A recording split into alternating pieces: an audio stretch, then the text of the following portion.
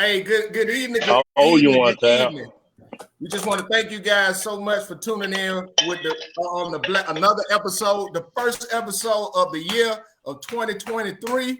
Prove me wrong on the Black Belt Experience. What's going on, man? How y'all doing? Good. Happy New Year. Happy New Year.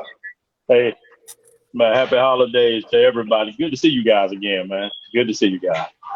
Yeah, man, we back in this thing, man. I know that the first was on Sunday, and we collectively decided that we was gonna not do the show, which glad got some rest, man. But I'm just excited about the day, man. We got a lot of stuff to talk about, and it's just good to be back in here, man. We just want to thank. Hey, I just want to take some time before we even get started, as everybody come in here. Take some time to let people know, man. We love the Black Belt, man. We love the Black Belt, and we appreciate you.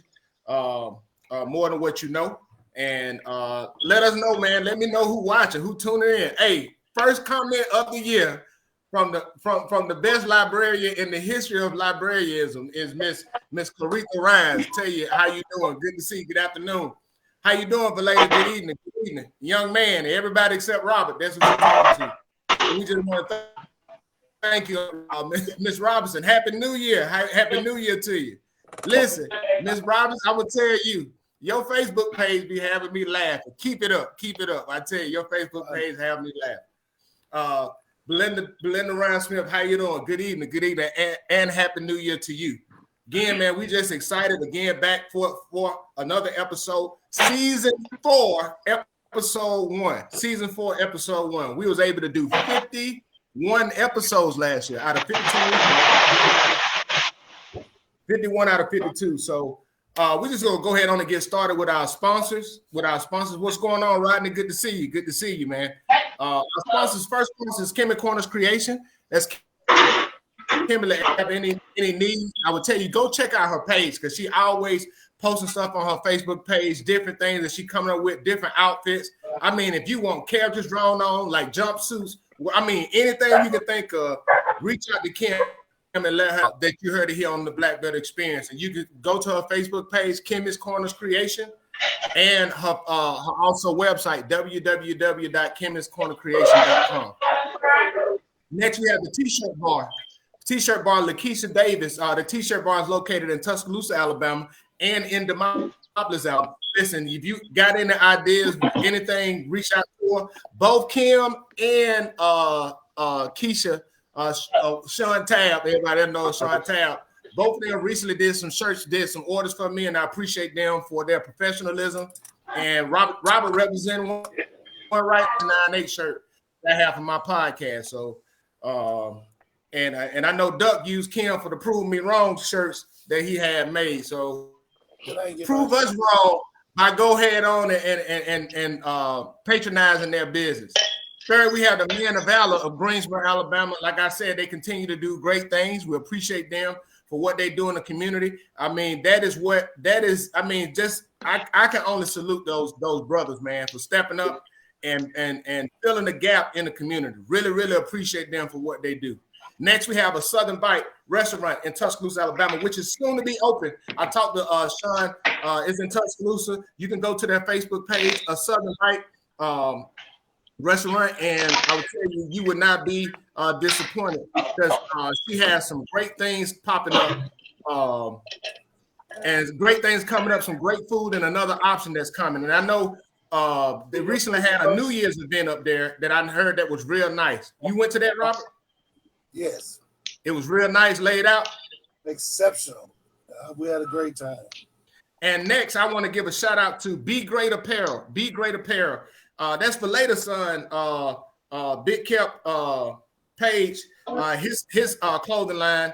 You can go to his Facebook page, Be Great Apparel. And I would just say this, and they say his purpose is the purpose of this brand is to promote positivity.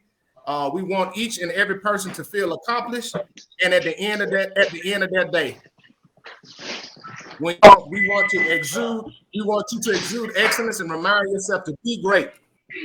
It is a mindset to wake up every day and tell yourself, I am not pushing to be normal. I am pushing beyond normal, and that's to be great. So shout out to him for what he have going on with that. I would tell you, I was able to purchase my son some clothing from it, and when he opened it up, man, I really like this. So he's rocking that on South Carolina State campus, which I'm rocking the South Carolina State Bulldogs. So shout out to my son Robert. He moved in on campus on Thursday, so that was an experience. My mama was able to come down with him, and I appreciate that. So with all that being said, man, how was y'all New Year, man? Y'all holiday?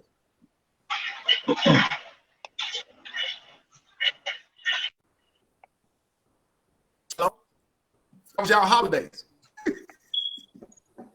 That's okay. I mean, Hey, no, mine was pretty good, man. I enjoyed my family and I enjoyed my associate. So overall, I had a pretty good one. No complaint. Gotcha. What about you, Robert? it's okay. I mean, after the New Year, I took me a little vacation to Florida. So I just got back a couple of days ago. Oh man, you went down to Florida, huh? Yeah, I had to take me a little.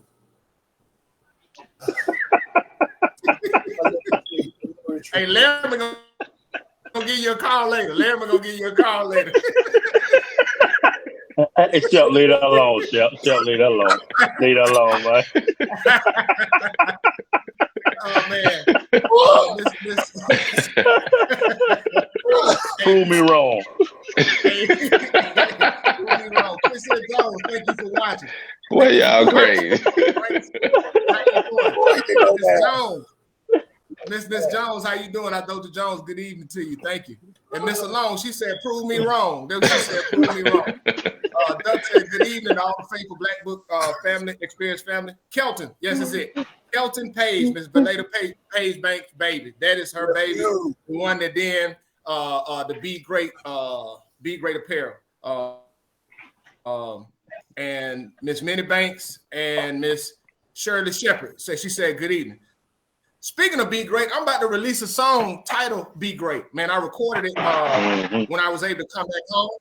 So I recorded a song, and it's a song of affirmation, and it's a song that very, very uplifting and positive song that listen to it, kind of get your mind right, get you ready. You know, I'm spitting some hot bars on there, but it's encouraging. Said, man, we got a lot to talk about, man. There's a lot of stuff going on. The first thing I want to talk about, man, we had a lot of things going on in the Black Belt. I know in Tuscaloosa, there's been a lot of shootings in Tuscaloosa. A lot of shootings. I mean, like, if I'm not mistaken, this has been a few just since the New Year's at the end of last year, since the last show that we've had. Yeah. But I heard that we know that they had incident in Marion, Alabama, over the past week. And was that, if I'm not mistaken, that was two murders, right? Two people got killed. Correct. What do y'all know about that? One of the gentlemen were one of my church members when I pastored in Marion, so I'm real close with that family.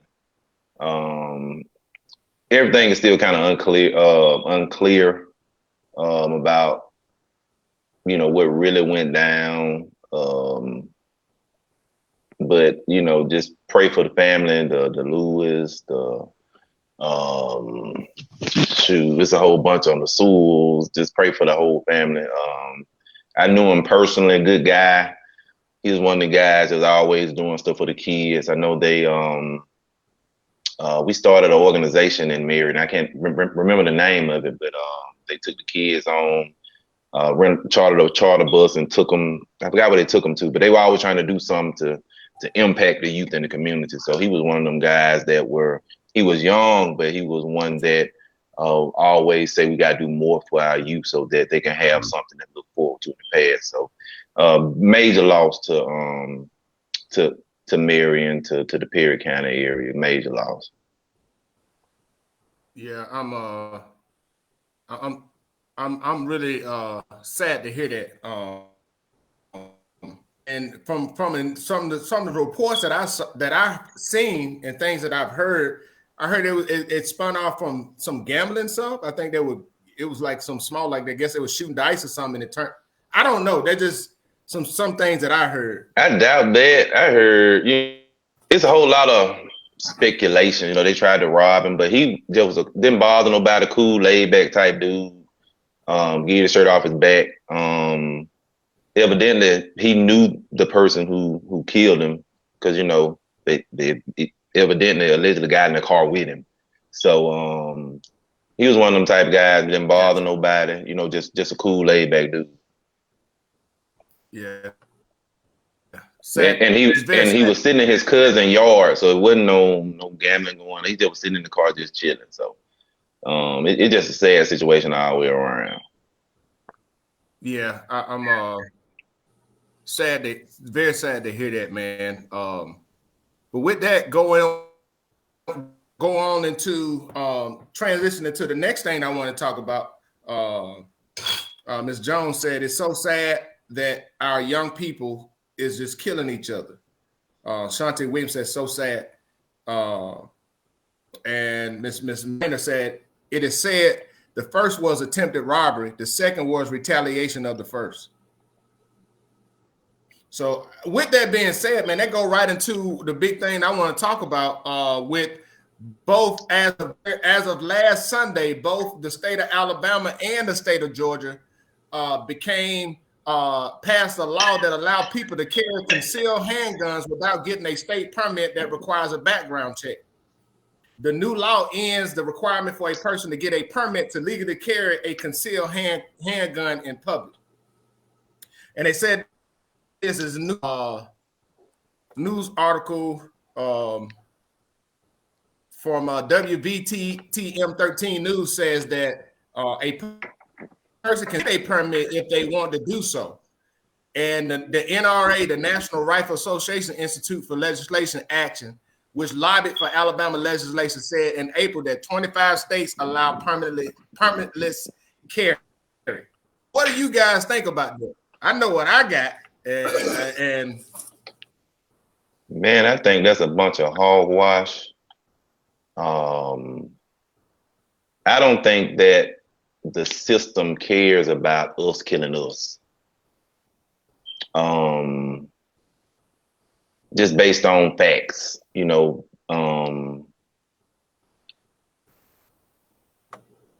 killing ourselves, more than anything that you can see in the world. Shoot, you might always say black people killing each other like COVID. I mean, we kill each other at a high rate. But I'm just gonna say, for instance, another incident. A friend of mine, it said justice is blind, but justice just is not working right now, and that's why you have a lot of so-called street justice, because the system is not working. I just found out the guy that killed a friend of mine's daughter, he murdered her, wrapped her up in plastic, threw her in the back of a truck, did some other stuff to her that I don't want to just say on the live. Drove the truck on the back road, side roads, and went and left her for dead. They was supposed to charge him with with capital murder. And this guy walking the streets out on bond. I mean, he brutally murdered her. They were married at the time. It just, you allowing criminals to continue to be criminals. You won't lock them up. And then you make it to where you don't have to have a license to carry a gun. But we're talking about how guns are killing, although it's the individuals that are killing, but you making it where anybody can just carry a gun now. And I don't have to show any type of permit for it. That's crazy. And think about this, that as you sit down and think about it, it says you can still go get a permit if you choose to do so. And you better. But just seriously think about it. My side to that too is, the other side that I look at it too is, now the interaction with law enforcement, there's going to be an additional perceived threat because anybody can be carried without a permit. Right. So now they put people's lives in danger, put the police officer lives in danger, but also them have a heightened sense of alertness to where they'll be more trigger happy because everybody's going to assume that everybody else is carrying. Now, the other thing with this too is there's going to be a lot more incidents of people that's trigger happy that want And just for anybody to say anything to them, just to say I feel threatened, they're gonna pull out, and that's the problem that I have. That's me, Robert. I have no. That's me. You know them. You know them other people. They show their gun on their hip. Now I carry, but you can't see me. You can't see it. So when I got my kids with me, I don't know your intentions. I see your gun. I don't know who you are. Yeah, I don't agree with that open carry stuff. I mean, I'm just being honest. I got one in the chamber. I'm that I wish a nigga would type. I'm on that type of stuff because if you're gonna carry, conceal it. I don't know your intentions, and my first thing to do is eliminate the threat. That's what we talking, ain't it, Robert? And you a threat to me right now. Yeah, that's what I'm saying. So when I was deployed on my multiple deployments, we doing foot patrols. We got our weapons out. It's for a show of force. That's what it's for, a show of force, to let people know that, hey, if you think about doing something, that's there. Why are we doing that in America? I don't have no problem with concealed carry. Because just like you said, mess around and find out. I don't have no problem with it. Problem with somebody showing me, and especially, watch this, that's only acceptable in certain situations. If I go myself, open carry, and I walk down certain neighborhoods, they don't care that I'm an officer in the United States Army. They don't care that I got 23 years of military service. They don't care that I'm a licensed minister. They don't care about none of that. They see a black man walking in the neighborhood with a gun. The assumption would be that I got bad intentions. They don't care that I got, man, think about how many hours I got firing a weapon. All the time, the 23 years of what we got to do with weapons training. And that's my point with this law. And now South Carolina is pissed off because South Carolina want that same thing. Hey, Chris Jones said, pass along. The Bible said, turn the other cheek. Hey, Shannon Sharp said he ain't in that Bible. Shannon Sharp said he gonna get at you. No, but it's also too, you have a right to protect yourself and your family. And will do that. By any means necessary. And I'm being honest with you. I feel that the community should go and register, go and get your permit, go and register. And the reason why I say that is the more they see certain demographics register to conceal carry, that's when you'll start to see some different actions. People are going to start to look at it because guess what? This month to when President Trump was in office. This was interested at because with everything that was going on, people started to feel threatened, right? And when they feel like they got when they feel like they're losing something and they're losing control, oh, let's do this. And guess what? The NRA was the lobbyist for it. Say the NRA been lobbying for it. There's 25 states out of 50 states. So half of the states got this. You can carry without this. If you go look at the demos and the locations of those states, right? When you in Montana, when you in North Dakota, when you in Wyoming, those places are outdoor places where you don't have neighbors.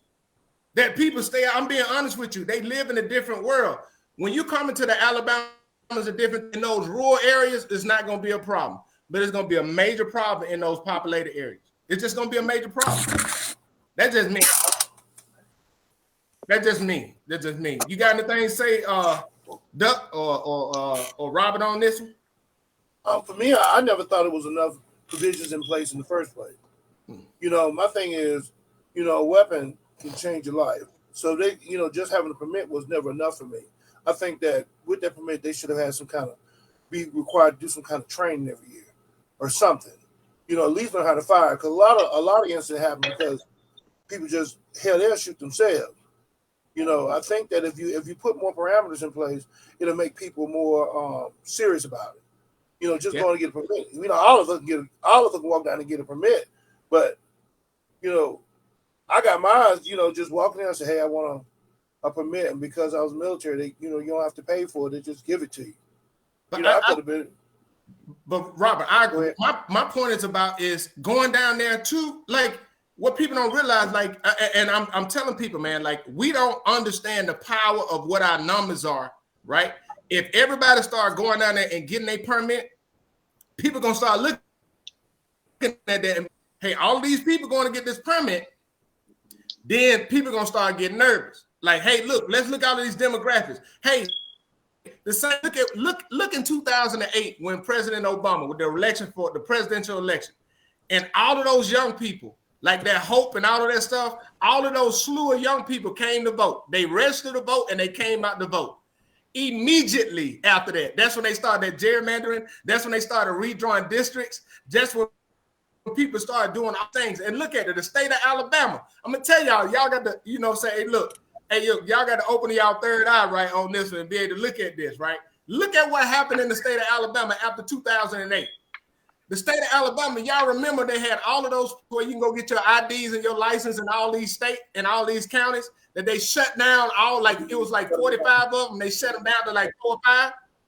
That was intentional. You know why? Because now they said you got to get an ID to vote. And you got people that have been voting in the same place that everybody know who they are. But now, when you think about it, you got people like at the time, like you think about people my grandmama age that was born in the early 1900s and 1920s. Oh, you got to get your birth certificate. You got to get all this stuff before you get this, before you can go vote. You've been voting in the same place for 50 years, but now they make it hard where you got to go to Tuscaloosa and compete with everybody else. You got to get an appointment to do that. Like even in the state of Alabama now, it's 2023. I could not change being in the military if I'm overseas and my license is about to expire. I can renew my license online, but they will only send the license to the address that was on my license. Now, what if I joined in the military and I was 17, 18, and I've been in the Army for 20 years and my folks moved? The only way I can change the address on the license is I'm back in person. Right. Think about that. But I'm saying all of this because that's when people vote, when people do certain things, retaliated laws that come because of they want to give people the right to feel like they're empowered to carry these guns. They ain't got to register anybody. And my is, I'm all for those background checks. Everybody don't need no done gun. Everybody ain't mentally stable enough to carry it up. Hey, yo, Chef. I partially agree with you, but I disagree with Tab and Long. I partially disagree with you. And I'm going to piggyback right with what you said. The reason being, this thing is set up is so that our community can continue to genocide against itself like it has been doing. And they should, but listen, they should take the power from the sheriff, but then they should let him keep it. Here's why I say they should take the power from the sheriff and they should let him keep it, because it gives the sheriff absolute control over who receives a pistol permit or a gun permit. And if that sheriff done had a bad day, or if he just don't like you or your whole family for no reason, now he could deny all of y'all gun permits. But the reason why they should let it stay in his hand, because if you've been known to be a shooter out here in this community and you're a menace to society, the federal government may not know that because you ain't been to prison, so you ain't got no charges. But the sheriff knows that you're a menace to society, so he has that right to refuse you, and can't nobody do nothing about it. But here's another thing, that I gather. From my understanding, it was all Republicans voted on that bill for it to be passed. But this is my thing with that is this. Black folk don't shoot. They've been shooting each other without the permit anyway, so that's not the issue. But this gonna be at an alarming rate.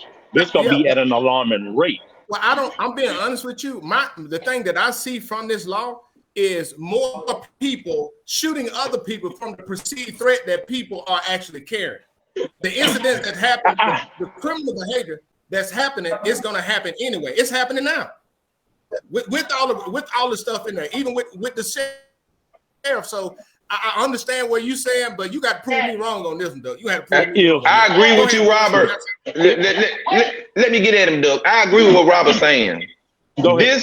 This law is not designed for law-abiding citizens. It's for criminals to be able to carry easily. To me, pretty much, because if I'm a felon, I can get a gun. You just can't ask me for my ID. No, you cannot. My right. You cannot. They still doing background check. They still doing background check. You just can't search me. And I got a gun. mental And piece. then if the law requires me to carry a gun without a permit, then ain't nothing you can really say to me. Pretty much let But me the know background check- as a felon. But see, felons don't buy guns from gun stores. They get them from other people, or other people go get them for them from gun stores. So you giving the shooters the opportunity to carry to where the police can't say nothing to me, and they see me with a gun because the law says I don't have to have a permit to carry. But so what that does is it just causing more, because Robert, you are right. People been killing.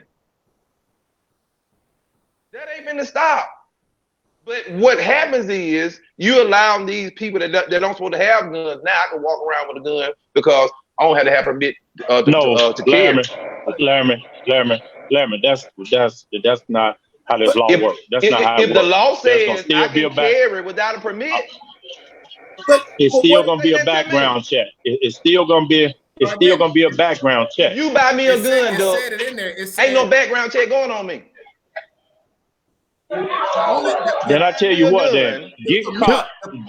Get caught with it. Get I'm just caught saying, with it. but what he's saying is to get a permit requires a background check. But this law allows you to carry. They're going to still do a federal background check on you when you buy that gun. You just can't go inside of Walmart or inside of Sports Academy and buy no gun. You just can't do that. They're going to still do a check. Somebody else get it for them. No, listen. Listen to what I'm saying. Even if you're a convicted felon, that law still applies. You still can't buy a gun. You can't purchase it. You can go up there and try to purchase it, but it's going to be some issues. Just got indicted last year on buying guns from people in Chicago, and if she was buying guns for people that were robbing, we ain't talking about that, Larry.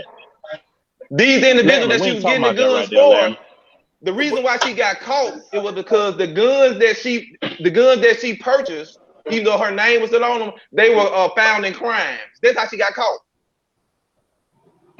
What is your argument? That couldn't buy. What I'm trying to argument is what you're saying is a background check is not gonna work for somebody that's not gonna buy a gun. That's not gonna buy a gun from a dealer or from a store. This is the deal, man. If they wasn't getting people to buy them for them, you had people breaking in people's cars, their homes, and everything, stealing guns. My biggest concern with this new thing that they passed is that it's gonna have more of an impact on our community or on you people community than anybody else community. It's gonna have a bigger impact. I would just say but the thing is, what did the old one do? For me, I said that more training was needed because even with a background check, it doesn't have a psychological profile in it. I mean, it's so many people walking around here wounded. Look at all these people are killing people with a permit. They go into school shooting these people with a permit. But my thing is that the system was broke first anyway. The thing was, it was not set up right. The thing is, it need to be another level of instead of taking a level away from it, making it easier to get a gun, there need to be another level put in place. There need to be a psychological piece. No, but you walk around with a weapon. No. This was now you trying to take my weapon from me, bro, Tam. Because psychologically, I got PTSD. I got PTSD. Now you trying to take my guns? Oh no, you trying to take my guns? Hold up, hold up. Don't Laramie. Yeah, that's what I was finna say, Laramie. I got PTSD. I need to get with. Stop it. I need to get with Red Hudson about you. I need to talk to Red Hudson about you. Listen to this. Yeah. Hey, listen to this. Look at it from it. One thing that I think we are missing and not looking at in this particular what happened, why this law was passed. This law was passed and lobbied by the NRA to encourage to keep their gun rights in place. To go out and purchase a lot of weapons. Because the NRA lobbied for gun owners. That's why they did that. So more to be more apt to go purchase weapons now because they don't have to do all of the background check as far as with to get permits. I go buy as many weapons that I want and I can carry as many weapons that I want. And then they're going to ride around with I wish you would attitude and be very trigger happy on anything because right now I just don't like the perceived threat that's going to be out there and the increased interaction. As far as criminal activity, I don't think this is going to encourage criminal activity or at all, because they're going to get the guns and getting the guns. But in this aspect, when you look at it, it's all about the NRA. The NRA, they lobby so that these gun laws can be passed, and people are gonna Carlton said this. Chris said this. He said it's gonna allow young black men to be harassed, and I'll just say it's gonna increase that because it's gonna be an increased perceived threat. So that is the point that I disagree. And speaking of guns, it was a 6-year-old kid in Newport News, Virginia, that shot his teacher. And they said it was not accidental. A 6-year-old kid brought a gun to school and ended up shooting the teacher. And I think the teacher's in critical condition. Mm-hmm. But in Newport News, so if you know about Newport News, you know they bad. Yeah. So they don't play. But no, they don't play. So Portia, what's going on? You came on. What's up? Everybody, I just came on to tell everybody about the meeting. Hey, Portia. What's going on, Doug? You getting them straight tonight, ain't? Excuse me. You're doing the best. I wanted to tell everybody about me coming up in Uniontown. So, it's Miller versus Merrill, which is a case that has gone to the Supreme Court about voting rights. And why this is important for people of color is because this is the provision that was put in that gave us the right to vote. And what they're afraid of is Eric Holder versus Shelby County. That particular case, it also did some damage to voting right and passed. And so they're afraid that this may pass now under the current Supreme Court. And so it stems from the redistricting. So remember, we did a couple of shows about the census, doing the census and results of the census, and why redistricting is important. And so a lot of people in our community do not put a lot of emphasis on it because a lot of people in our community do not quite understand what that means. And so this meeting, which is going to be on January 16th, from 6 to 7. It's only going to be 1 hour, just enough information, straight to the point. We also got 14s on Wheels, who's going to do the catering for it. It's going to be Uniontown. They're doing a series of meetings. One is going to be in Birmingham. One is going to be in Huntsville.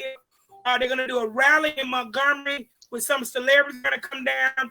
Then they're going to do a meeting in Selma. And then, of course, Uniontown, Alabama. And it's important that we have a good showing. So we're doing some canvassing on tomorrow from 5 and Saturday from 1 to 5 in Greensboro, 1 to 5 tomorrow in Uniontown. So, you know, anyone that wants to make $25 an hour, this is through Alabama Ford. Most of the people Alabama Ford are part of the lawsuit that's in the Supreme Court right now.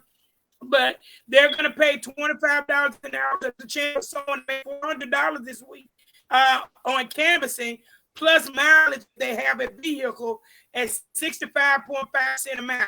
So if you want to do that, if you go to Black Belt Women Rising or my personal Portia Shepherd page, even if you're not Facebook friends, the post is public. You can click on it and sign up. We're going to call tomorrow early in the morning for people to come out in the afternoon to canvas to make that money, as well as on Saturday to make the money from 1 to 5 p.m. And the meeting is going to be January 16th at 6. If you are available, please come. If you need a ride, let me know. We'll see about making arrangements where you are. Even though the meeting is in Uniontown, but anyone in the surrounding areas can come, and I promise you, we will not keep you over 1 hour, and you're going to get a good meal from 14s on Wheels. You can pick fish or chicken. It's up to you. And so I just wanted to come on and encourage people to come to that meeting. Also, they're doing a home buyers meeting. I don't know if you discussed it. I'll send it to you guys. There's going to be in Greensboro, Alabama. And it's going to be this week as well. And it's about people that are in your home buy. So a lot of people were talking about, there's a lot of people that qualify for this program that are currently in the house. And a lot of people don't want to let people know the secret on how they got these houses. They just take the picture in front of it. But the opportunity for people, no matter what your income is, to become a homeowner. And so we're going to do that. That meeting is not for me. Ain't no there set to me. It's going to be at the Greensboro National Guard Armory, and I'm going to give y'all that. Did y'all get that information? No. Send it to me again. I'll make sure I post it out because definitely want people to get it because I was gonna talk about too the note from Akron from Mayor Roselle. Mayor Roselle, he also sent and we posted it on the Facebook page, but they got a workshop coming from Friday, January the January the 13th through Monday, January the 16th. The NACA achieved a one-stop location for affordable home ownership. And then they said who should attend. And he was talking about homeowners qualified for NACA Best in America mortgage and homeowners obtain funds for renovations by refinancing with NACA mortgages. So this is a great opportunity. And also too that it's a great opportunity so you can see what you qualify for and an opportunity where you can purchase homes. And I would tell you, homes is the number one reason or number one wealth builder in America. Yes. The number one wealth builder in America. It is by far the number one. So and I want to say this too, Robert. For us black people in the black belt, they be having all these meetings, and a lot of us don't even go attend them. But we having our rights that folks died for snatched right from our eyes, and we only go to these meetings to educate ourselves, see what's going on. Stop being lazy and just don't care until the rights you have are stripped away from you. Then ain't nothing you can do about it. So go to these meetings. We give the information for a reason, but if we don't care about our rights, then they're gonna continue to strip away from us. But until we care, ain't nothing gonna change. Ain't nothing gonna change. Portia, go ahead. Yeah, and absolutely, I appreciate. I don't know what happened other than broadband, but I do know that we have to get to the point. Can y'all hear me? Yeah, we hear you better now. You must be on an Android. First of all, my phone is in my hand. I'm on the laptop. But I just wanted to say that we have to definitely get involved in what it is that we're saying as it relates to redistricting, and not just redistricting on the grander scale in Alabama, but redistricting pretty much redistricting. Wait a minute, Christian. Redistricting on local level. And the reason why I say that is a lot of times, a lot of our counties and our cities, especially remember Greensboro, Robert, you talked about this a lot, about everybody was upset that they could not vote, but then the conversation about redistricting went away. Yeah, what happened? And how to expand the city limits. And what does that mean? All of that plays a part in that. And so I think it's important that we force our representatives to learn about redistricting and redo maps and redo the voting districts so people can be able to have a say-so at the counter and not just make everything about race, because even on the local level, we do have those issues. I see y'all gun conversations heating up, so I'm going to get out your way. And then the last thing is the NACA is doing an event in Greensboro and in Akron. Mm-hmm. Akron meeting is going to be Friday, January the 13th through January the 16th. It's fortunately just dropped off. So as we talk about with broadband in the black belt, why we need it because it's ridiculous. But we got some comments here. Want to get to it. We know some things been going on. I know we mentioned a conversation about the 6-year-old kid. I do agree that all the parents should be involved with that. But at the same point, I would say this. Where would that same conversation be if that kid was 12, 13 years old? Would the parents be charged? Would the parents be blamed then? Should be. I'm saying, you see what I'm saying? What about the other ones of these kids going to these high schools and shooting up stuff? Would the parents be? But you see the difference though. Now this kid, everybody's saying the parents should be charged. And they should be. I'm not saying that they shouldn't. But when we go to these other ones and we got these other demographics going to these schools, shooting up these people that are of age, the parents not even being considered. At the same time, Robert, what do they say about the other demographic? Oh, it's a mental issue. Yeah, it's a mental issue. Yeah. When we do it, it ain't a mental issue. We just a menace to society. It's cool when they do it, right? But when we do it, you know, we menace to society. But Ms. Janice Hardy said, what is being done about the people in Greene County, Alabama, having adequate water supply? I don't know.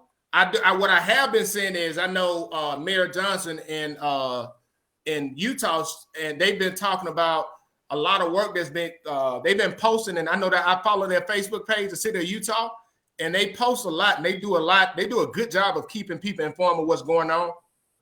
I don't know particular area that you talked about in Greene County, but I know in Utah, you know, they was doing something. They did some work to a valve or something, and they posted pictures and say, hey, look, this what's going on. This is what happened. And a lot of this is just our infrastructure that we have in America. A lot of it is 70 to 80 years old. Yeah, especially in the Black Belt. Marion still having issues. Marion still having issues. Who? And Marion still having issues with their water. Yeah, like recently. Bertab, you done blanked off, but what county down on the other side of Grove Hill, somewhere that just people don't have no running water, period? What county was that? Wilcox down that way. So, you know, it's an issue in the Black Belt. It's a major issue in the Black Belt. But we sending all this money to Ukraine and places like that, but we're not, you know, really addressing the issues that we have. It's 2023. There is no reason why we should not have adequate water in these United States of America. Ms. Janice said, she said, yes, for every minor that killed with a gun, the parents should be charged with murder. I don't agree with that. I disagree with that. I don't disagree. Not every situation. Not every situation. Not every situation. It depends on the age. Depends on the age.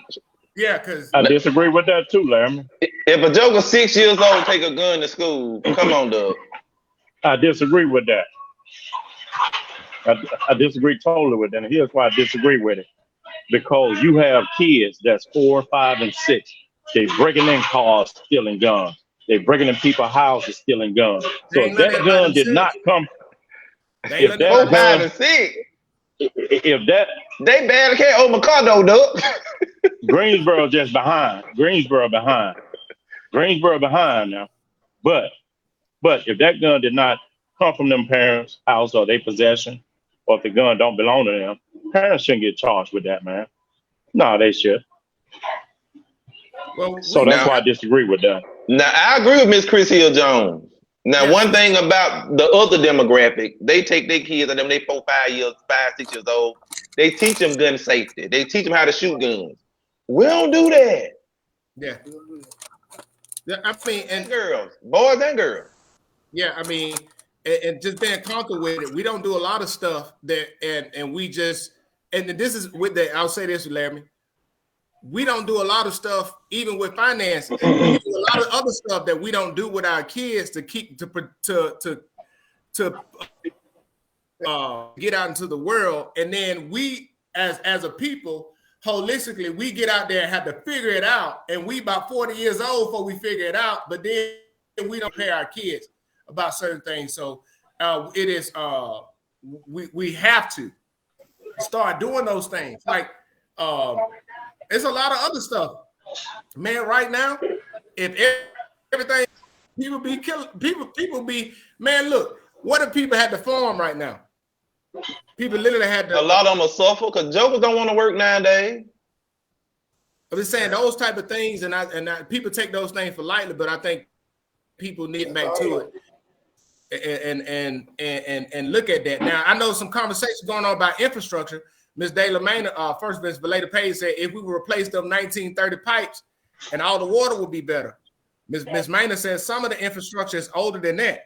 Now, the reason why I bring up infrastructure is because it has to be a deliberate investment.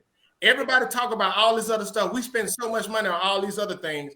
If we look at it and phase it in, right, and say, hey, look, we're going to commit this amount. And we talk about the $1 trillion infrastructure bill that passed Most of that money ain't going into improving the infrastructure in the area. Everybody there, Robert. Now they just gave money for infrastructure. Why is it not going to it? And you wonder why companies won't come to our area? If you ain't got water, what I'm coming for? Proper sewage, what I'm coming for? Yeah. Yeah. Think about it.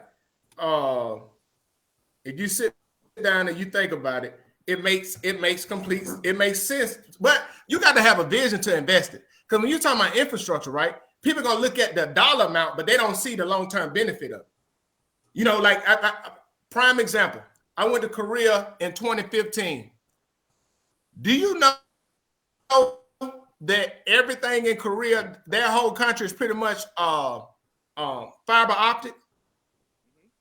Their cell phone service over there is immaculate. They have the best internet in the world. And I'm not joking. I am not. So Larry, but I was there in 2002. But Robert, think about it. When I went back in 2015, so Larry, I had my Android phone, I had my Note phone, right? You know what I'm saying? My Android phone. That I used the hotspot from my phone as my Wi-Fi in my room, and I was streaming on platform. I was streaming on Netflix and downloading documents from my Wi-Fi on my phone. And guess how much I paid a month for my service? $25. I paid $50 for, watch this, for 20 gigabytes of 4G at the time and unlimited gigabytes of 3G. And the 3G is better than the 5G that we got here. And that was from my phone was paid off in a year for $50 a month. And I look at stuff like what we got here in the States. We got this old man. Look, these companies don't want to pay for the infrastructure. They just keep it as is, and we thinking we good, and we got to pay $80 a month for unlimited data, plus your phone. But we don't want to we don't want to make those changes. The water infrastructure in Pickens, it's sad. But I also know too in Pickens County, I know in Reform, Alabama, they're breaking ground on some projects over there. You said Duck? Oh yeah, and Chris said this. He said it's like Chinese TikTok versus US TikTok. You know, for people that don't know, the company that owns TikTok is a Chinese company, and the TikTok that they show the Chinese youth is different than what they show American youth. The TikTok educational TikToks. Educational TikToks, math and science. That's what they're talking about. And they're only limited to 2 hours a day. 2 hours a day. Ours, you know, they got the algorithm where if it's ratchet, it's gonna pop up. They got the algorithm built that watch this. If you don't believe me, go watch one random video on TikTok and see all of the like videos will pop up with the same. You ain't gotta do that. Just Google something, and it's still gonna show up on Facebook. Yeah. Oh yeah. But you have to go on Facebook and you have to turn that off because they monitor what you because that's what you don't know that. If you go, I don't know it. You got to show me how to do that. I don't know if it work on the iPhone, but it does work on the Android. No, I'm Android. I'm Android. I'm Android. Don't do me like that. I'm Android. But for real, I'm being honest about this on Facebook. They have it to where when you Google, if you don't go in and change it, go and Google a pair of shoes. Them shoes come across your Facebook feeds. They come across. Go across your Facebook. Yeah. I got one better than that. We could be on the phone talking about something. Right. And That's it'll true show too. up in your news feed. It will. On the phone talking about it. It will. Hint, hint, hint, hint. For all you criminals, watch what you said on your phone because it's recording. It's gonna show back up on it now. Hey, Miss Janice said she buying you an iPhone, Larry. No, ma'am. I'm Android to the day I die. and Jaden said this. Jaden said, now you talk. She said, I'm sorry, Miss Maynard's talking about the money, the infrastructure money. She said that money is gonna pave and repay over and over. nothing to improve the water system. And listen, I will tell you, for your county, at the county level, you need to get on your county commissioners get on them about coming up with a plan to fix all of this stuff. But everybody, what we want to do is we just accept the same old. We don't go out and vote. We don't get involved, and we just complain and be in the same position the next 4 or 5 years. And that's sad. Hey, Tal. Hey, bro, Tal. Hey, do you still have that problem on MySpace? Man, MySpace dead, ain't it? Y'all leave old Tom alone for your first friend. When you got on MySpace, old Tom sitting there looking back. Hey, my first deployment, MySpace was the only thing we had. Hey, MySpace was popping, boy. When I was over there 06, 07, MySpace was it. MySpace was it, man. But hey, Duck went back. He went way back. No, hey, Duck, for Robert, this is what you should have said. Not MySpace, but old Black Planet. Oh, I remember Black Planet too. It was jumping too. Yeah. Black Planet. No, but you look at it though, right? Just anything. Controversy sells. People love controversy, right? When you start talking about uplifting people, being positive, nobody care about that. They don't care about that. Like with the whole thing with the Hamlin kid that played for the Buffalo Bills, right?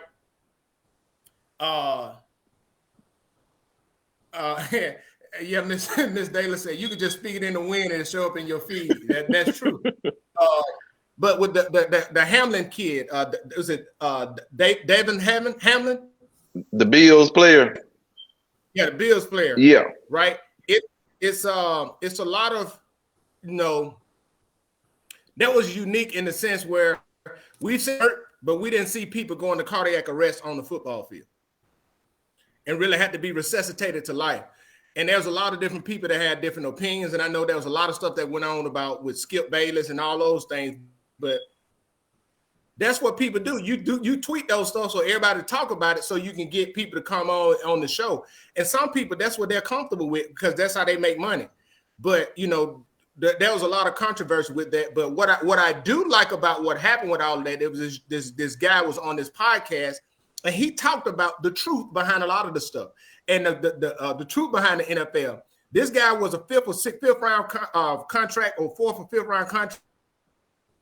He signed $3 million. Only thing that was guaranteed was like $800,000 that was guaranteed. And he was in his second year. This is second year, right? Now you have to, before you get tenure in the NFL, you got to play 3 years. Before, if you get hurt, you can get a pension and stuff. So it's a great possibility that he would not play football again, right? So because of that, if he got put on base, there's a clause in his contract, and I saw it. It said that if he had got put on IR before, then the Bills would not have to pay him his money the rest of the year. Now the Bills, they're gonna honor his contract, but if that wasn't said, I'm just being honest with you. If that wasn't put out there, them jokers ain't gonna pay that man no money. And watch this, he won't get another paycheck. He won't get nothing else from the NFL. And if you look at it, if the young man is 24, 25 years old, yeah, we look at that $3 million, but in reality, it's about 1.5 if he played the whole 4 years. Because you got to pay your taxes, you got to pay your agent, you got all this other that you got, and he playing in New York state taxes gonna hit him. Then you pay like a jock tax. So realistically, out there, $3, he may see $1 million. Now think about it. If you take that $1 million, you get you a car, you get your mama house, you get this and that. How much money do you have? Not much. And I want people to really understand that and look at that. And we look at the Aaron Rodgers who getting $50 million. Man, that's an anomaly. Most people play 3 years in the NFL. When you start talking about it, and what people don't realize, and this why I'm like this conversation that happened in the CBA, the collective bargaining agreement, where they just passed, right? The pension went from $25,000 a month to like $5,000 a month. Yeah, 4 or 5. Right. And then watch this. You're eligible for the I heard Warren Sapp say this. You're eligible for the Hall of Fame after 6 years after you playing your last game. After 6 years, that's when you off the medical. You got to get your own medical insurance. Now think about how much it'll cost you for medical insurance after you played in the NFL for a long 10, 12 years. Well, I look at it like this. If you're making that much money, I would have the league insurance and my own insurance as well. Just me personally. Well, but you looking at that from what 21, 22-year-old Larry Right. think about Yeah. I mean, I was young and dumb, but would. Huh? but I said he probably would. The reason I say he probably would think like that, because look at what Herb is doing. Herb is real young, and he handling his business with his money. So I would probably say Larry would probably do that. And this is the only reason right here, Chef, I say that. Because he wasn't into women back then. So he had to spend no money. So he would have saved it. I do want to hit on this, right? I got no comment. When you saying with Herb, this plays a big dynamic, right? When Herb got drafted, Herb didn't have the pressure of having to lift his whole family up financially. Think about that. That plays a big And role. then additionally, you look at history. But they talked about the Pivot podcast with Ryan Clark, Shannon Crowder, and Fred Taylor. They talked about that. Like when you the first one, you feel responsible for elevating everybody. When you don't have that, you got people that go in, you can do that, and you can do, you know what I'm saying? Like those are the things that for me, that I try to make sure that, like I talk to my son all the time about, hey, you ain't got to get it out the mud. Man, you ain't got to, you can use this to build on this so you can be in a better position once you was at this. And I share the lessons learned that I did, right? That I went through my ups, my heartaches, and say, hey, look, you need to do this. Because, hey, by the time you're 21, you're going to have this and this, that, and the third. You see what I'm saying? Those are the things where I positioned him to where first I had him, he had a debit card for 5 years right now. And he 18. So now he used to money coming in. He used to spending. He used to this, that, and the third. So he ain't got to learn that when you get to college, when they throw all them credit cards at you. You see what I'm saying? And then you start off and you spend in your 20s struggling, trying to figure it out, and then you have to wait. No, you can start off in your 20s because guess what? That's what other people do. They position their kids like that, right? They realize credit, and then boom, they get a credit card that they don't even use with a limit. They add their kids on as a user, and it depends on the credit card. Some credit cards you can add an authorized user at no age limit. That's what I did for my older boys. Yeah, and you can set the limit on that card for how much they can spend. But my kids' credit limit, my two older boys' credit limit higher than my credit limit because I put them on as authorized users. As my kids get older, I add them on, and then I give them a credit card. But their credit score is actually higher than my credit score. I'm actually kind of jealous, but they didn't do nothing. And what people don't realize is when you have a balance, right? And Chris said, he said cultural differences, and we we're responsible for that. We can sit around and blame what we want taught. What we listen. Get what? A white man told me about that, not a black man. A white man told me about that in the military. Listen, and that's why when they 21 and they going to get a house, they got 10 years of credit history already because you done put them on yours. And that's what people look for.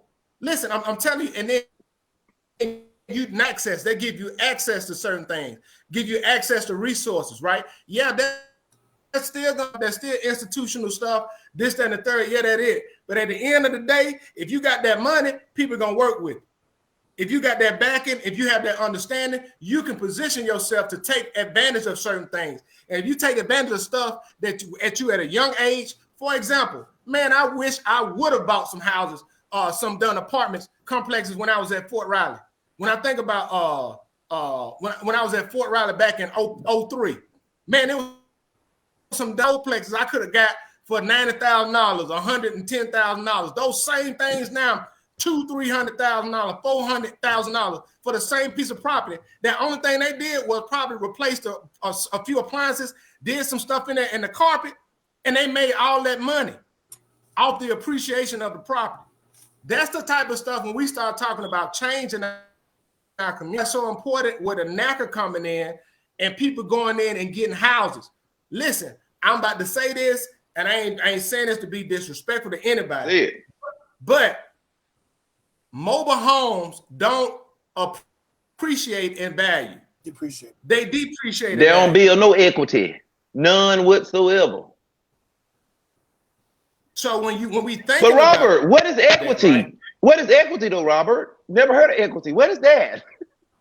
Listen, the equity is the reason. Equity in homes, number one reason why we have the wealth gap between white Americans and African Americans in America. And when you look at it, the average net worth of a typical white family is about $140,000. The average net worth of a typical average black family is about $10,000. But guess what, Larry? We got flat screen TV. You got the cars, right?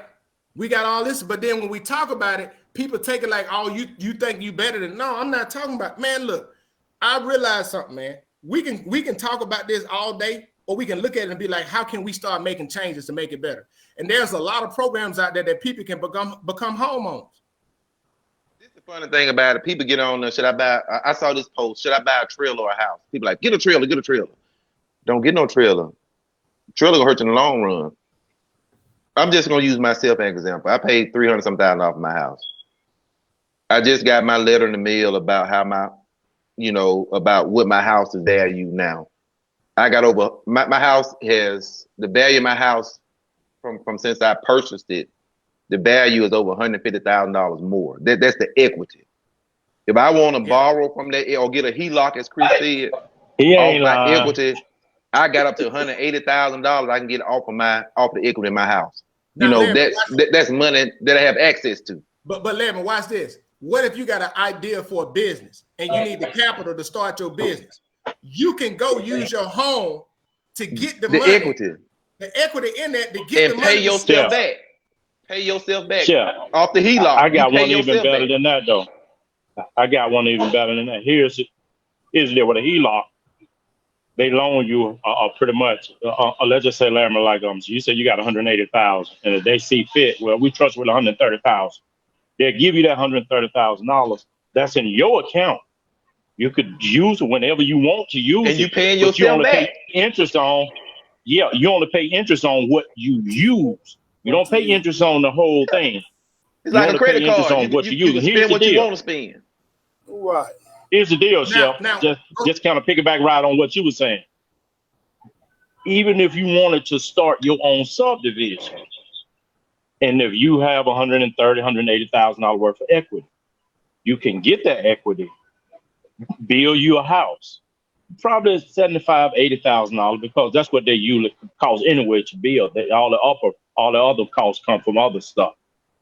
You could sell that house, man, and you could start your snowball rolling just then. As long as you got a house, you are your own bank. As long as you have a house, not a mobile, but as long as you have a house. Listen, man, and that's we talk about flipping with HELOC, and these are other things. Like I got a friend of mine, classmate, that went to school with me when I was a lieutenant. He stayed in the Army till he was a captain. He was already Chris Pomerleau. He was a lawyer already, so he's the one of the guys. He got out the military and he was practicing law for a while, but he started on with like single family homes. He started off, he got one as an investment. Now he didn't stop being a lawyer, and he got a company, man. They own almost 3,000 units. They buying apartment complexes, right? And I'm just thinking about that, like, this is the type of stuff that we should put our time, energy, and effort in learning and also working towards. And all this other stuff, that stuff need to go. I'm being honest with you, that stuff need to go. Like, listen, and we can pool together a lot of our resources. Yeah, I know Jaden said this. She says some people buy trailers because you can get more space for the money. Hold up, Chef. Hold up. How did I know? Hold up. How did I know she was gonna be the first one to say something? Hold up, no, now. But listen, I knew she was gonna be. This is what she said. She said, "Let me finish. Let me finish. Go ahead, man. She said some people." buy get more space for the money. I definitely wouldn't buy a trailer. It's not worth it. So that you ain't let me All finish. right. You ain't let me All right, finish. go ahead there, Chef. You got it. You got it there. Let me Listen, I check. had to give her a shout out on that one. And really, a lot of these trailers be costing more than these houses. Yeah. Over And- 20 or 25 year period, man, you done bought you a house and something else. They'll spend on a mobile home. And the first thing they'll holler about, well, you know, people don't have the credit in this. Your credit score ain't got to be that high. And then you got some people, you got some people, they will give you 6 months. Your credit will be where it need to be at, man. You got people, I'm talking about, to me, If you got at least a 635, you can get your house. But the thing about it is your debt to income ratio. That's gonna be the killer. And right the thing there. about it is too, the thing about it is you gonna have to get off your butt and work. Unless you like Laramie and Bro Tab, you got smart and now you just sit at the house and collect. But other than that, you're gonna have to get up off your butt and work. Child support alone ain't gonna get it. Government assistance is not gonna get it. No, You're they ain't gonna gonna have get to go to work every day. Now, And then to the killing part about it though, we ain't bashing the people that's in a mobile home. The only thing we trying to do is just educate, because we all own homes up here. And we just trying to educate to put y'all in a better position. So don't get in your head, oh, they think see, that's you people problem. You take stuff and you twist it when things mean good, y'all twist it and make it look bad and make it mean bad. We mean y'all well. hey, Jada said whatever. They got double wides, $200,000 and $300,000. That man, that's that right there. But That's listen, true. But Shell, Double and triple just wide. like Laramie said, he got 180. I got like 130, 135 worth of equity.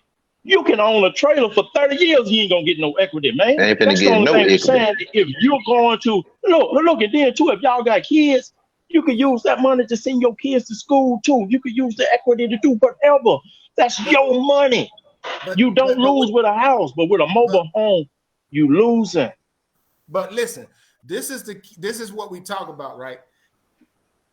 And understand this: when you have access to resources, it gives you so many options.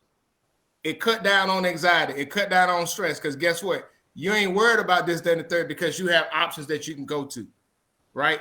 And the thing that I want to do, especially back home, there is so much potential back home. So much. And I'm telling you, as the infrastructure grow, all these things that make businesses want to come in. I'm just being honest. I'm being honest about that. And this is the other thing, right? Miss Magna said, "Who is you people?" Miss Della, Doug a little different. You got that skewed, Doug. He a little different. But He a little different. Laramie, let me speak by myself, Laramie. If I need a paid attorney, I ought to hire me one. But go ahead, I'm free. Chef. I'm your public defender. hey, Chris said we all got smartphones though. The info at our fingertips. But you know what? We have to want it though. Like we have to want it. We have to get out of that space to where. And we got to know about it too, Robert. You can't search what you don't know. No, but you surrounded. You put like this. You didn't stay in the bubble. You went around the people. You was more willing to go around people so you can at least hear it. And we got a lot of folks that want to stay in the bubble that don't want to get around. And then when somebody come and try to give them something, they're gonna look at you like you think you better than me. No, bro. If I'm seeing what you're doing, I'm like, bro, like I'm tuning in. I'm gonna listen to that podcast. I'm gonna watch this. I'm gonna do all of this stuff, right? You know, we have to look at those things and think about it, right? And start getting with people and have people with a vision on how they gonna. Because what people don't realize is you cannot sustain. Think about this. Most all the towns in America either was founded by industry, and that industry was close to a water source. And I'm talking about back in the day, because rivers and stuff was the way that they got stuff out, right? Now, when you got highways are arteries or economic arteries within our community. You look at it, what can we do right now? We have land, we have space, we have people, but the only industry that we have allowed to really come into the Black Belt over the last few few decades has been the catfish plant. And it died a long time ago. I'm saying But Chef, here's the deal. Here's what I want to do with Laramie. I don't know about Brother Tab. He in DeMar. Here's what I want to do with Laramie. Me and Laramie, we're gonna try to build a grocery store in Greensboro. But then too, though, I don't know, Laramie. What you think about that? You want to try to build a grocery store in Greensboro? Honestly, Doug, I know a man right now that ran several grocery stores from Greensboro to Sam, Walmart. Are you talking about Miller? Yeah, Miller. He the grocery store. Miller. He the grocery store guru. Mm-hmm. To me, the churches in Greensboro should invest in a grocery store. You got the man that knows. Huh? It won't be no odd end. It won't be no odd end if I pool my money with everybody else. It won't be no odd. And that's the problem. A lot of them want to be odd individual. This is what I did, not what we did. I agree. But Miller is the grocery store guru. If it's enough churches in the Greensboro to where you invest in it, you got the man that can run it, know everything about the grocery store business right there in Greensboro. Michael Miller Sr. Know everything about the grocery store business. Look at it. I'm gonna say this. Shout out to Demopolis, Alabama. They own them down the main street, downtown Demopolis. They got 6 businesses that's on that main street that's owned by black people. Shout out to Tank, man. Brian. He owned the drive-in movie. They bought the old movie theater downtown. I mean, he's doing this thing and he's expanding. So shout out to him, man. Old Tank down there doing this thing in there. And then they got the hotel down there. A few brothers got together, pooled together, and bought that. It was like a year ago. Was it like a year ago? About 2 years ago. About 2 years ago. They pulled together, man. And that's what I'm talking about, just pulling together. And then there's a lot of things that we can do. Like Faye Lewis. Shout out to Faye, man. She made a post and it made sense. She was like, you know what? They should shut down Greensboro and bring food trucks in there one night out of the month. They have food trucks come down there for people can come down there, because she said she really enjoyed the Christmas parade, how they had it in. That's a great idea. I agree. I got to say this. Jack's ain't been open but 2 years. Yeah. Say this. Horrible. The food horrible. The service horrible. I mean, horrible. Churches used to be the bomb back in the day. You know, McDonald's, y'all been ran out. When you hire people that don't value their job and what they do, you're gonna get some crappy service. And I try to eat before I get to Greensboro. You know what I'm saying? Or I go all the way to D. Ray's, or I go to Black Cat Lounge and get me something. You know, because the food in the city is horrible. Matter of fact, I was on the phone with a guy. I'm doing a business plan. I'm in the process of opening my own business, doing a business plan. And I told him where I was from. He was talking about the Jacks and the food horrible. He said, "Do you know how much I've been talking about? How much I've been hearing about the Jacks in Greensboro?" He said, "It's sad. They haven't opened long enough to have that. That worst of a reputation already. It's pitiful. But you want businesses to come to town. But we want to have a good place to go eat at." Well, listen, I'll tell you right there. You ain't had no bad service when I worked at Ward's. Ward was the bomb. My stepdad was a manager. My stepdad was a manager at Ward back in the day. They were the bomb. Hey, one of my managers, Miss Skipper, man. We worked there. We had a good time, man. Get that chili cheeseburger. What? Oh, the butt naked true. Robert, what's going on, man? You said. Damn, we got to bring some restaurants and stuff to Greensboro, man. Oh hell! Oh no. Bratel, I'm gonna fill you in. I'm gonna fill you in, bro. I'm gonna fill you in, Bratel. I'm gonna fill you in. I'm gonna fill you in. But listen, it's on the way. Hey, but you know, people have to realize though, Larry. I would say this too. Customer service go a long way, and when you start talking about customer service, that's why Chick-fil-A. It ain't like Chick-fil-A food real good. Just being honest with you, it's what? Lie.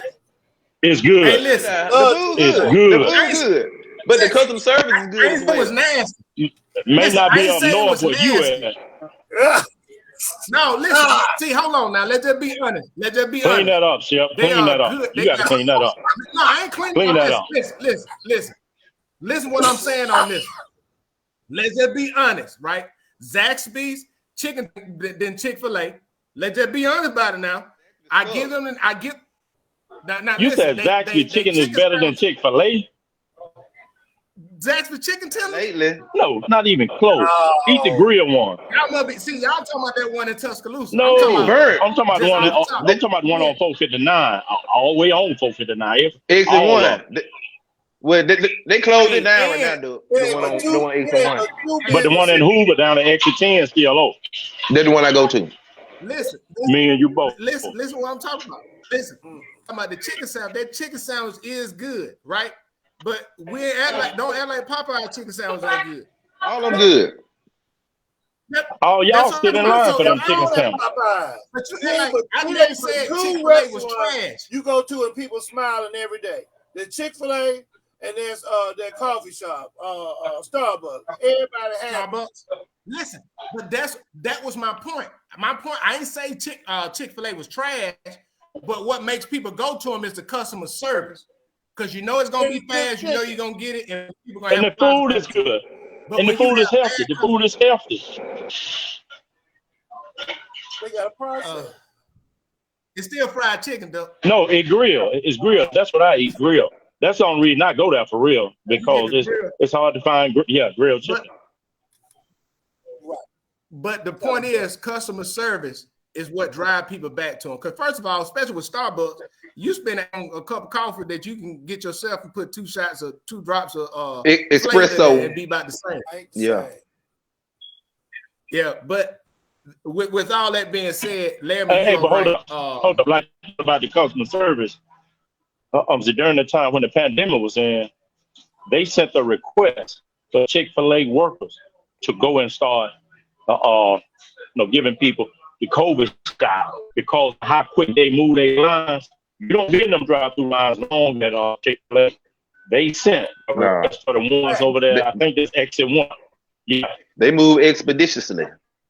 Well, I mean, Yes. but with all of that, man, Still, regardless of what we said, in your mind, they're not going to take the place of churches. oh, you talking about at churches? Ain't not going to take the place of churches in Greensboro. Listen, man, listen, I don't know. Man, Listen, churches, listen.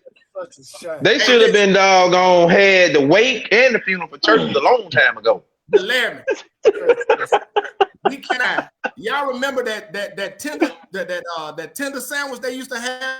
The COB with cheese. Yeah. Oh yeah. Do I not remember? Oh yeah, I remember the COB with cheese. Yeah. I used to go get one every day. Like Yes, every day. I remember it. Like, the How can I that forget double it? slice with the jalapenos in there. Get it. They still, I never don't forget think they make it in Greensboro anymore, but they still make it at the one in Demopolis. Because me and Portia was talking about that. They closed the one in But yeah. Utah. The COB is garbage. The COB with the You truth. say it's garbage?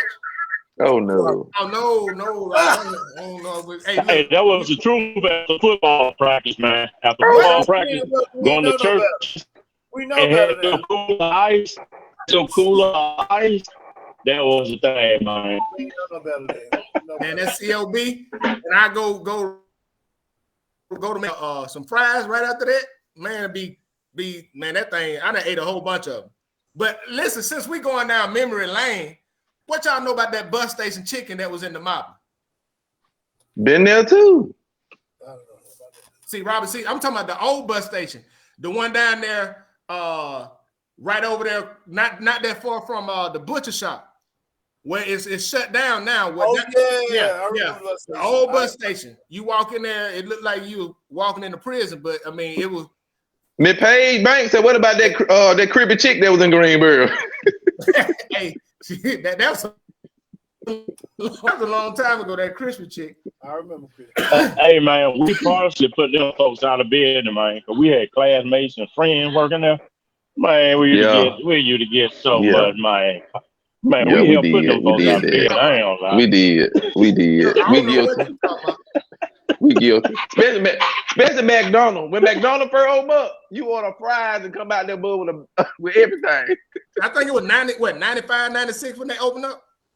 Yeah. We guilty. I apologize, McDonald's. Listen, I don't know what y'all talking about. Y'all ain't gonna put me in there. They ain't gonna incriminate me in there. Don't let them put you in there, Robert. Huh?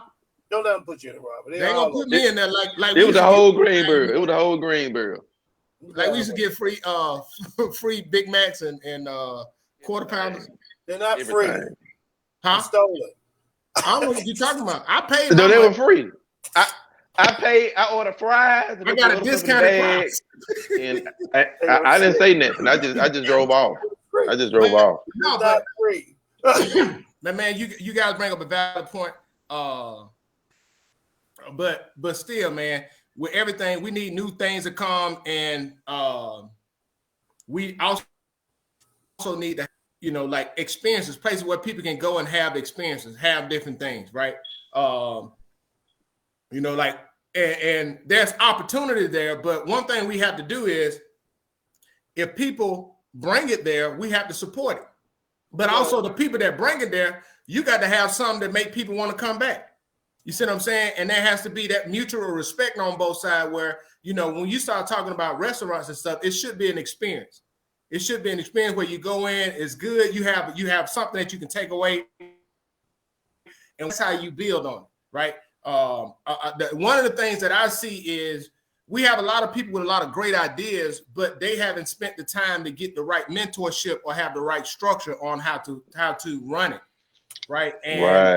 And what happens is people get upset because they feel that because we cool, you know what I'm saying? I should, they should come and support me because they know me. No, if you ain't got good service or whatever, good product, I don't have to do it. So that is, some people, they just don't want something as a discount because they know you. Robert, one of the things that I taught, as a veteran, there's a program for veterans that want to open a business. But one of the things that I was told, I got to shadow someone that has a business that I have the same business that I want to open. Mm-hmm. So that I can learn about the business from A to Z, and I think that's key. A lot of times we just jump out there and we don't even know nothing about the business that we want. We just think it's going to bring in money, but yet we don't have knowledge of the products that we're selling or anything like that. Yeah. So I actually have to shadow someone that owns a business like I want to open before I even go through the full process. But Lamont, that's why in my song "Eliminate Excuses" on my last album, that's why I said this. I said this line. I said, "You have to get you a plan and find somebody who knows. Then submit to their mentorship, and I promise you grow." You know what I'm saying? Like that is why I'm talking about, and that's the whole point. Like we can come with all the excuses, but we got to put ourselves, position ourselves. When you think about it, Mullen, Christian Mullen, from Demopolis, Alabama. He graduated from Sanford. He's at Notre Dame right now, the University of Notre Dame in law school. He's going to be a lawyer. He's interning this summer in Birmingham for a district judge. Why is he interning? He's in law school so he can get firsthand knowledge of what he's getting prepared to walk into. Right? When we start talking about internship, especially Black people, we don't want to talk about internship. First thing we want to know, we're going to get paid for it. We want to know all these things. But if some of them pay you, some of them don't. Larry, do you know the amount? I know I got a friend of mine. She interned. Matter of fact, shout out to Samantha Pembroke. She took the guide on for me. I passed the guide on off when I came out of command, gave it to her. She interned in DC for months when she was a student at Arizona State. Just for that exposure, living with other people, and they're interning for senators and stuff like that. They're interns, getting that exposure. Now she joined the military, but she just finished a 2-year degree, and she went to Georgetown, the Army paid for town, and then now she's in CJSC. So when she get out, if she decide to run for office, if that's what she want to do, she have the experience because she's been inside. She's invested that time to be developed. Like we have to start thinking that way. If you got an idea, I want to open up a business. Find somebody. There's Facebook pages. There's people that like. There's a lot of information. You can go on, hey, how to open up a business, and you'll find a group. You find people, this, that, and the third. And if you're, and what I found is this, and I'm about to say this: the people that have helped me the most in my life did not have my same pigmentation. I agree. Same with me. And the reason why they was willing to help me was because I was willing to get after it. I agree with you, Shel, but then I partially disagree because you and I, and Laramie and Brother Tab, we both know, we all know brothers that has gone off, they have left Greensboro and made it big or became successful or gain more knowledge. And when they come back to try to help people or they try to give them gems on Facebook, they talk about, they ridicule, they try to belittle them, say that they think they this and they think they that. But these people are just excited to come back home to try to give you knowledge so that you can get up out of that bucket too. So you have people that look just like you and I that come back to try to help some of these same people, but they would much rather go get it from somebody else, man. But that's their problem, not mine. Go ahead, Larry. Dude, when I was in the military, I was like 5-6 years in. Do you know how many black people I know that was in the military before I got in the military? A lot of them family members. It was a white man that told me about the TSP. What part of Boston you from? Boston? Yeah, what part of Boston you from? From Boston. Okay, because you just missed what I said, but go ahead. But what I'm saying is, I knew a lot of people that were in the military before I got in the military. Family member, a lot of them was family members, but a lot of them ain't even knowing about the TSP. So if they don't know about it, how can they tell me about something that they don't know about? It was a white man that sat me down and said, Laramie, are you in the TSP? What is that? What you mean, what is it? I had been in 5 or 6 years. He was like, you should have been known. You should have been known about this. He schooled me on the TSP. So everybody I know, Mimi, your cousin, I just talked to her about it not too long ago. Mimi, get in the TSP. You're going to thank me later. Every young person I know that's in the military, get you a TSP account. As you get ranked, add more money. Now, if I would have got in the TSP when I first got in the military, I'd be showing up. I'm looking good now, but I would showing up be looking good if I would have got in when I first got in the military, but nobody told me. So what people don't know, TSP is the thrift savings plans where you can put up a percentage of your paycheck into an account. You can choose to invest it into government, like you can go safe with government investment, or you can go to private investment. The thing with TSP is you can borrow, you can take a loan out from TSP of your own money and pay yourself back the interest, what you pay on the loan, and the interest that you pay back is like 2-3%. So it's not like you're paying you're hurting yourself. So, but that sounds like a universal whole life insurance policy. That's what that sounds like too. So what is it called? It's more like it's like a 401k, but it's like an investment. It's almost like a IRA type of thing. You put money in, but you won't be penalized for borrowing money from it that you just pay back to it. Yeah, it's like a Roth. It's like a Roth account. But the thing with that, Laramie, is this, right? It is imperative that you didn't know, other people may not know, but we pass it on to ours, and we pass it on to those who are willing to accept it. Our only responsibility is to offer it. Some can take it, some can take it. One of my mentees, man, we talked on the phone about a month ago, and he was like, man, I sure appreciate you telling me about that in 2003. Him and his wife was in. They were new, young couples. I told him about the TSP. He was like, I ain't got a whole bunch, but he said, I got enough. And I'm sitting good. I just can't add anything else to it because I ain't, because I ain't really drawing no check. But every month, every quarter, I'm getting a good return. You know what I'm saying? Yeah. But it's that's stuff that from this, and that's what we're gonna try to get more people. And I know this year, man, I want to bring more people on that can talk about some of this stuff, provide this information to people, so that they can reach out. I would tell you, it's like I joined. It's a Facebook page. A young, well, they say young guy. He was a staff sergeant when we served together in Korea, but now, he got Hold on.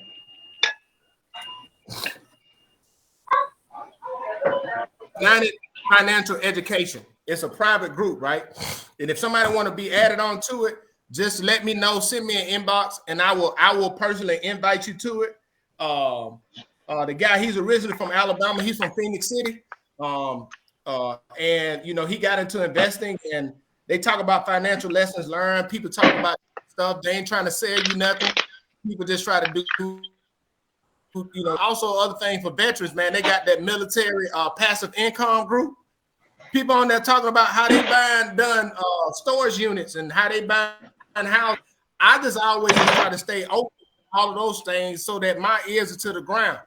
Because contrary to popular belief, the hustle that you think going on in the streets, that ain't nothing compared to what these folks doing out here. I got a homegirl, shout out to Blair. She's a realtor in North Carolina, #1 realtor in the state in Fayetteville, right?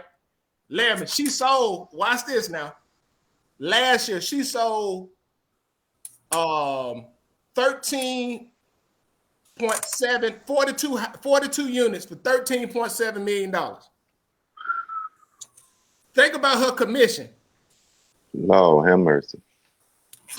And you know, doing great things. She's a major in the reserves and doing great things. These are people that I surround myself by. And these are people that I reach out to. So I'll just say this, you know, this is nowhere trying to put down nobody at all. That is not what it is. If we say something on here, something bother you, reach out. We'll respond back. We'll talk to you. We'll tell you where it's coming from, because I just want, think about that 6% commission on 13.7 million. A lot of money. That's a lot of money. And that now you're getting access to be able to do certain things. Like, man, I know people now, man, I know, man. Like they doing different things. And we can get there, but we got to get out of the mindset of what did happen, right? And what we can do to change it. That's all. I'm not one of those people that don't know or recognize the things that have happened and what we've had to overcome. But I'm done sure one of those people to say, hey, look, there's a lot that we can do with what we have. And a lot of people have a lot of talents, a lot of things. We just got to put it in action. So that's all I have, man. What y'all got going on this week? Man, I start school back this week, so y'all pray for me. That boy started school back, man. Hey, this is my last year. If it's the Lord's will, my degree will be conferred in March of 2024. I'm just ready to get it over with, but I start school this week. What about you, Duck?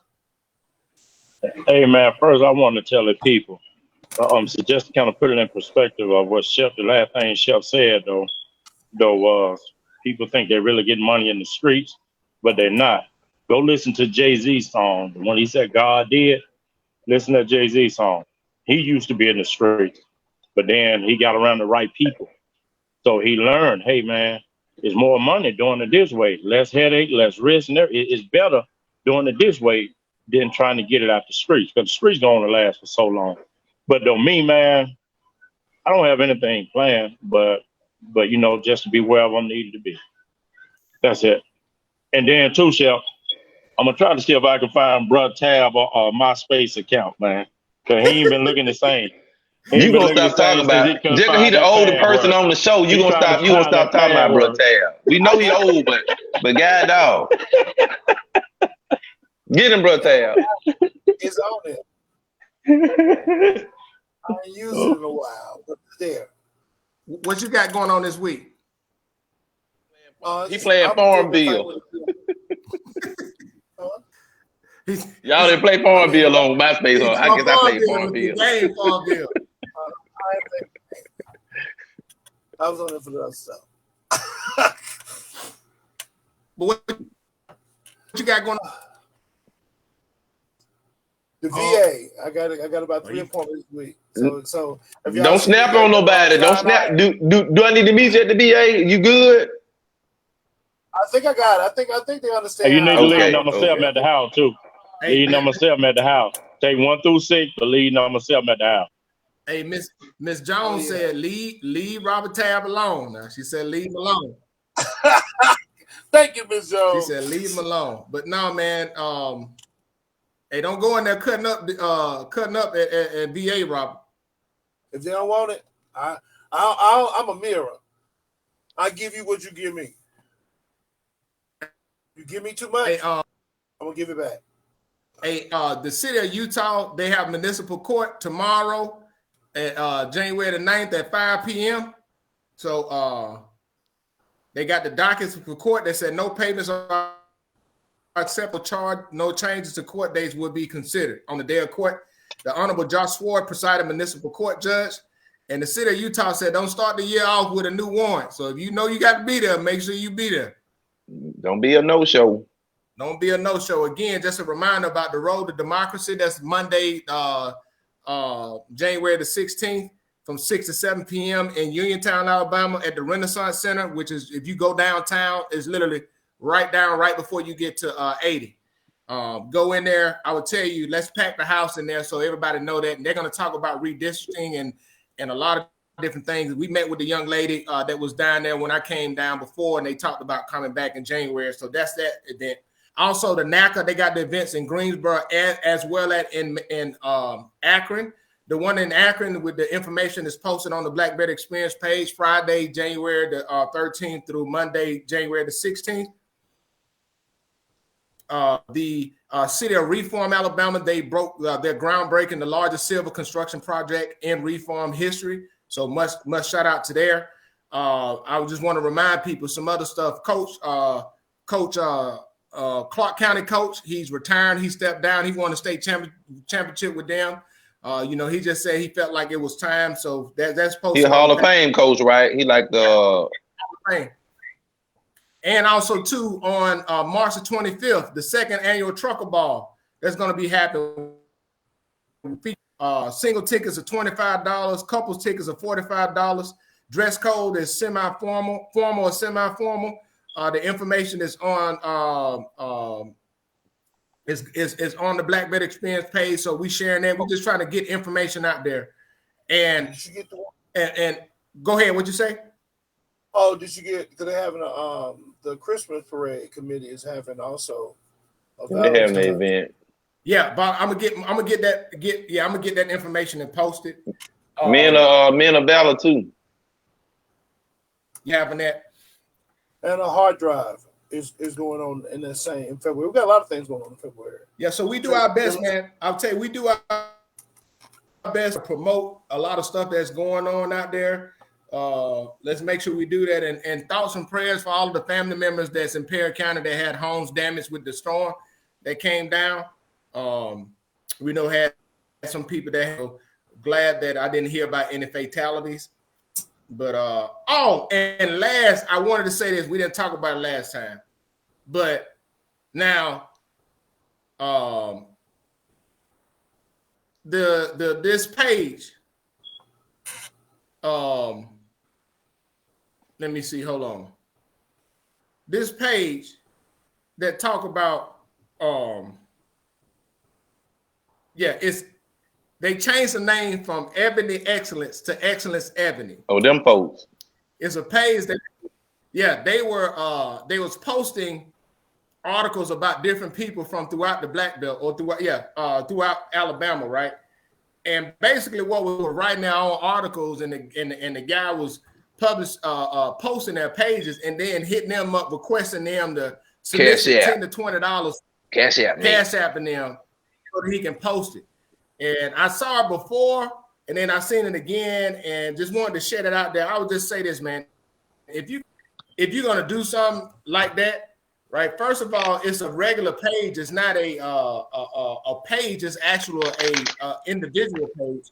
It's not a published page. But if you're gonna claim to promote somebody, be upfront about your intentions, because you're not promoting. What you're trying to do is you're trying to make money out of people. Now, I have a huge problem.